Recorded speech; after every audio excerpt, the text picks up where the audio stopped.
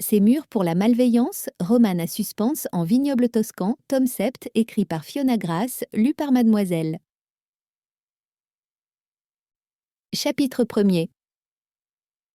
La table de cuisine de la ferme d'Olivia Glass était couverte de papier. Les planches en bois poli étaient noyées sous des plans de zone de diverses formes et tailles. Olivia contemplait les cartes, pleine d'excitation.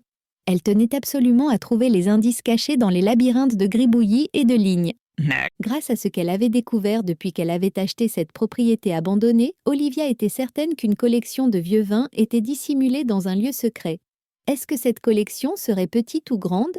Serait-elle sans valeur ou contiendrait-elle des trésors de grand intérêt historique? Elle n'en saurait rien tant qu'elle ne l'aurait pas trouvé. Quand elle examinait les papiers, elle ne voyait même pas où se situait la ferme.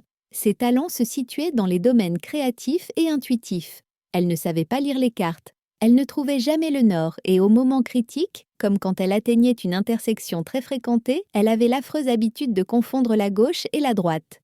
Heureusement, Danilo, son petit ami, lisait très bien les cartes. Il avait d'abord déchiffré les indices dessinés sur l'étiquette de la vieille bouteille de vin qu'Olivia avait découverte dans sa grange. Il s'était rendu compte que ces lignes prétendument aléatoires étaient en fait la partie manquante de la carte qu'ils avaient trouvée dans la réserve située dans les hauteurs des collines. Maintenant, il était penché par-dessus les paules d'Olivia, concentré sur cette énigme, et la mèche rose qu'il avait dans ses cheveux noirs chatouillés la jouée de sa petite amie. Il n'avait pas choisi la couleur rose, sa nièce était coiffeuse. 2 semaines auparavant, elle avait créé la magnifique teinture blonde qu'Olivia arborait maintenant. Olivia adorait les teintes variées de miel, de platine et de sable qui chatoyaient dans ses cheveux. C'est la route qui passe devant ta ferme. La voici sur le grand plan de zone et la voilà sur ton étiquette. Danilo désigna la route aux 2 endroits et Olivia hocha sagement la tête alors qu'elle ne voyait pas du tout où les lignes se chevauchaient. « Bon », dit Danilo en tambourinant pensivement des doigts sur la table. « Maintenant, il nous faut un plan plus détaillé. Celui-ci est encore trop général. J'ai besoin de comprendre où va cette courbe de niveau. » Une courbe de niveau? Ça avait l'air très vague, se dit Olivia avec inquiétude. Et s'il s'avérait impossible de localiser l'endroit avec exactitude? Elle craignait que tout ce projet finisse par n'être qu'une déception chronophage. Olivia entendit la voix de son amie Charlotte venir du salon, leva le regard et sourit. « Qui est un gentil chat? Toi, Bagheera. C'est toi le gentil chat. Je vois comme tu es content là, sur ta couverture près du radiateur. Sois patient. Maman revient bientôt. » Un moment plus tard, Charlotte entra nonchalamment dans la cuisine et secoua ses longs cheveux noirs à mèches rouges, ravie et souriante. N'est-il pas formidable d'avoir une vidéoconférence avec son propre chat? La gardienne de maison que j'ai embauchée après avoir prolongé mon séjour ici l'adore. Bagheera se débrouille très bien avec elle, mais j'ai bien vu que je lui manquais. Eh bien, ça fait presque 3 semaines de plus que prévu que tu es en Italie. Tu devras t'excuser auprès de ton animal, dit Olivia pour plaisanter. Charlotte haussa les épaules de manière expressive. Je n'y peux rien, que veux-tu? Exactement, dit Olivia avec compassion. Jamais tu n'aurais pu prévoir que tu allais avoir un coup de foudre en vacances et trouver des quantités de choses à faire sur place. Olivia était ravie que sa meilleure amie soit encore en Toscane après avoir prolongé son séjour en Italie. Et si elle emménageait ici, Charlotte s'était déjà rendu compte qu'elle allait devoir travailler beaucoup plus longtemps en Italie.